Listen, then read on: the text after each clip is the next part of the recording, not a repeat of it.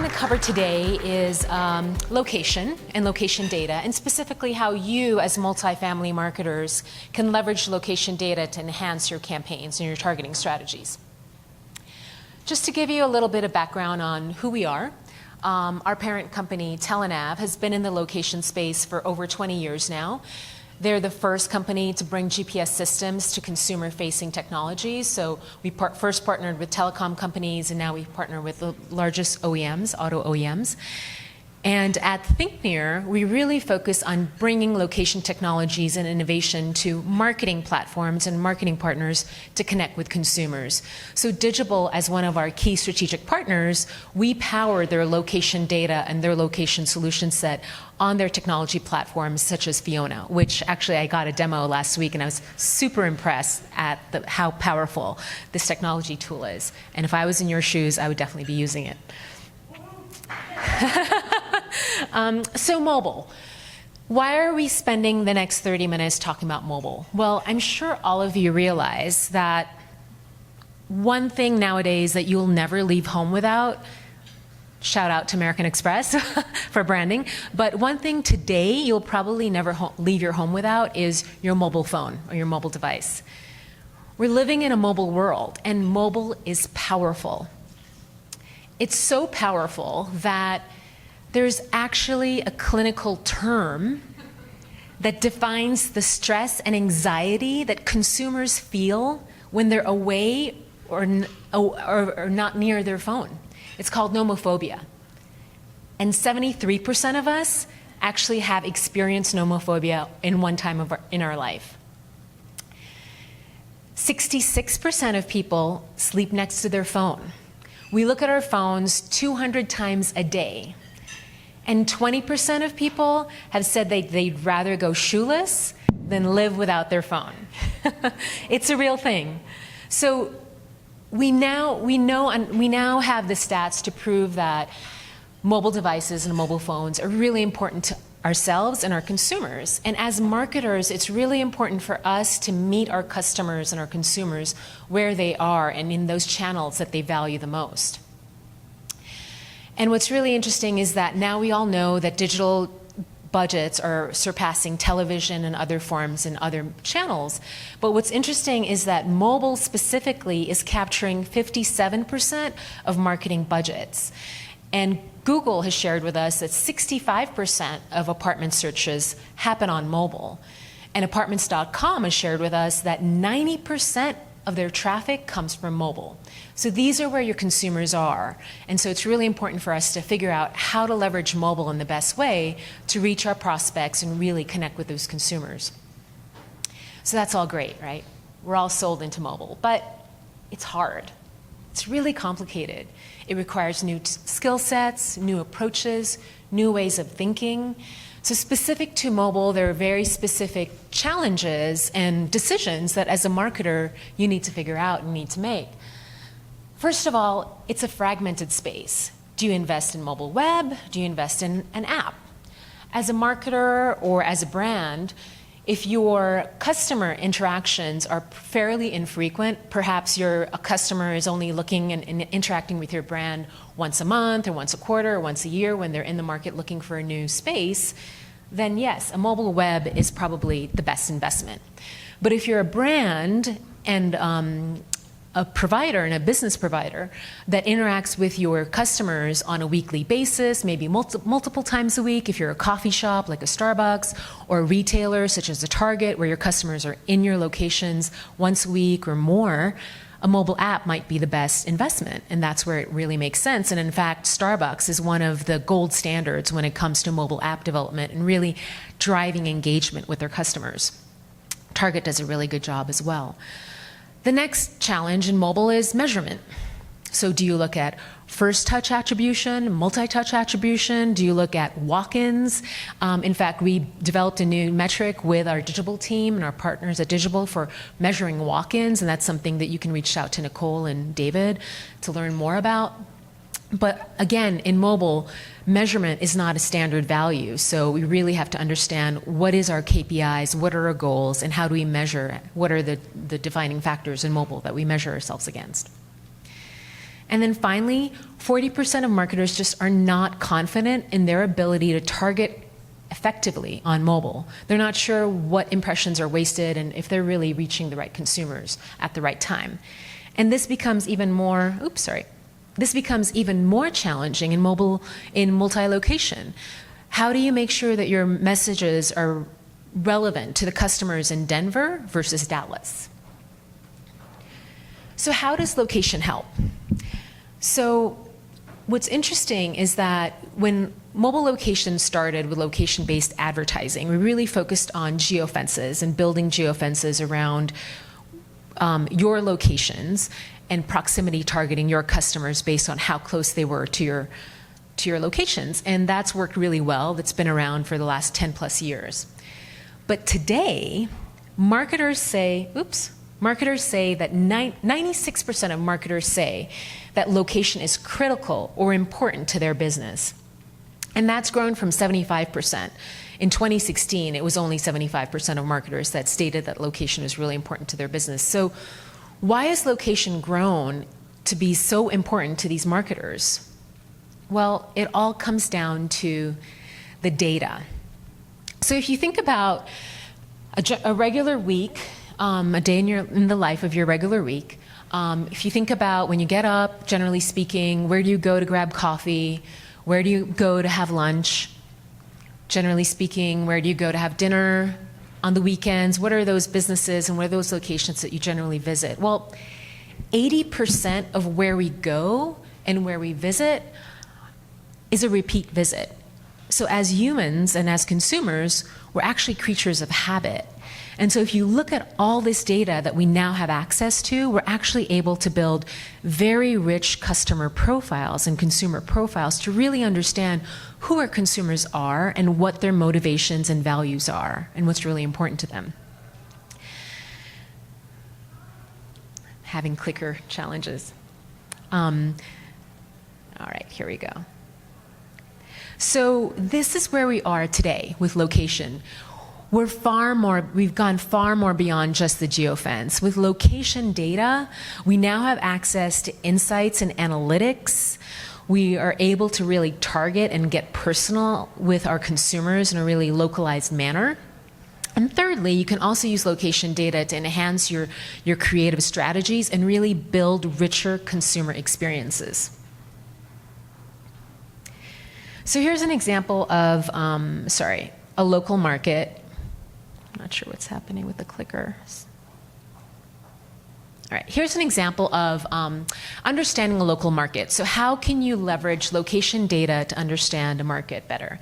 So we looked at the San Francisco market, and we wanted to understand what are the neighborhoods that over-index for restaurants and dining, frequenting bars and nightclubs and music venues. And in our location data tool set, we're able to, the shaded areas highlight those areas that over-index for these behaviors. And so you can really see, like in the downtown San Francisco area and Daly City, there are a lot of these behaviors and these consumers that live in these neighborhoods. And then we took a look at different behaviors. So who are in the market when purchasing disposable diapers and baby ointments?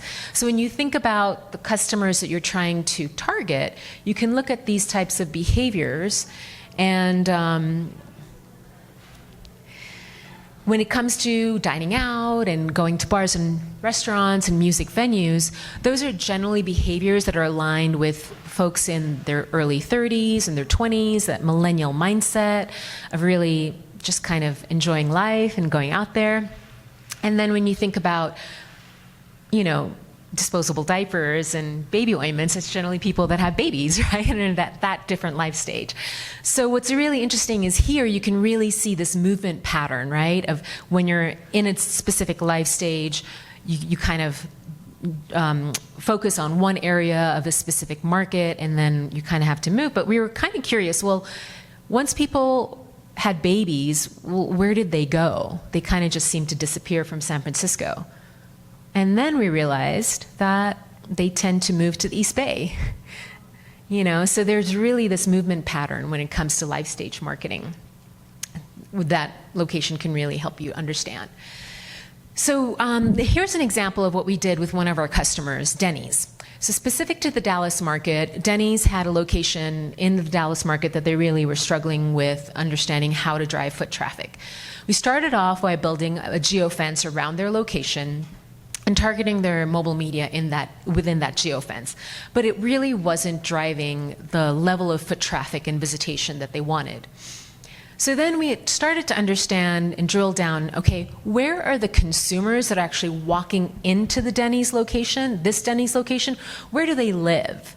Now I understand that there are fair housing sensitivities when it comes to multifamily marketing, so we'll get into that in a minute, but we just wanted to showcase the level of detail and the level of granularity that you can actually get into when it comes to mobile location data.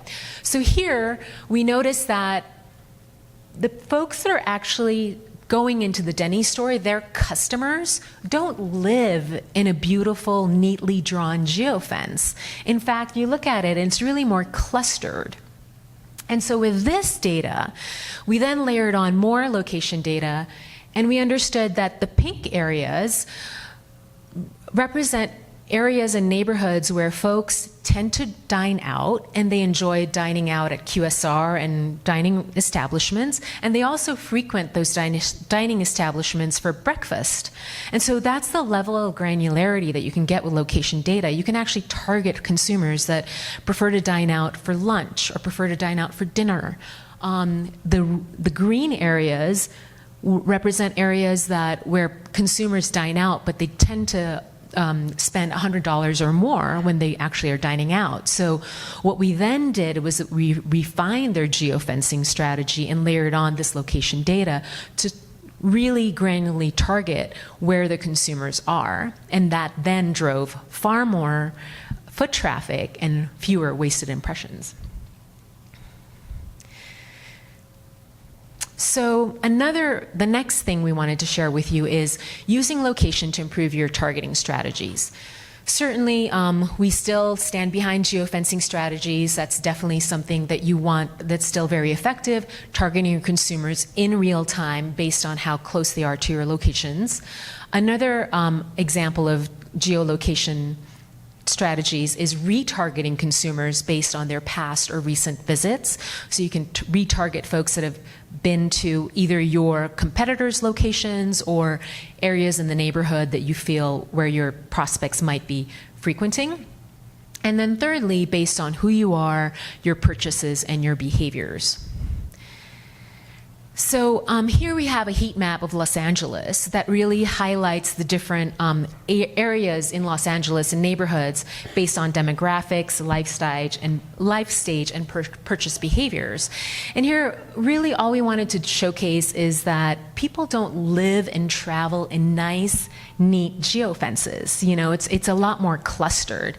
And so I understand based on what parameters you have and guidelines you have for your properties, you know, you might be able to target by demographics, and I would recommend that you work with your vendors and ask them what level of targeting they're able to provide you with. But if you decide not to target by demographics, there's certainly other layers of data that you can work with. So there's life stage targeting, as I mentioned, and also purchase and interest and behavioral targeting. So we can get as granular as, you know, down to specific products and categories. We can get down to granular behaviors such as dining out for lunch and dinner, as I mentioned earlier, or behaviors such as fitness and travel and commuting or car ownership. Another thing that you can look at is people that look at and actually target, targeting people that actually buy renter's insurance, since they're probably a good prospect for you. People that maybe own 2 or more cars, and if your property offers parking with each unit, that could be really attractive to those kinds of prospects. Another thing that we're looking at in location is that there's going to be even more data. So right now we're looking at billions and billions of location data points per user per day, and we're looking at that level of data is actually just going to expound. And so what we expect to happen in the location space is that we're going to be able to layer on purchase intent, actual purchase online and offline behaviors, interests, again, online and offline behaviors, and demographics and visitation data. And with all this data and machine learning and AI technologies, we're already coming up with even more granular audience segments where we're really able to drill down into their motivations and values. So that's another exciting thing that's more to come in the future. So how do you leverage location data in your creative messaging? So one of the things you can do is highlight how close the customer is to your location. You're 1 mile from your new home. Not quite the, if you lived here, you'd be home right now, but kind of playing off to that, right? But then really, how do you engage with the consumer to get them to tap on your ad and learn more, or tap to map to your location? Another thing you can do is target by specific offers and information, and really make that dynamic in your advertising. So offering the $100 to $200 off per month, or really highlighting that there are only 2 of these beautiful apartments left.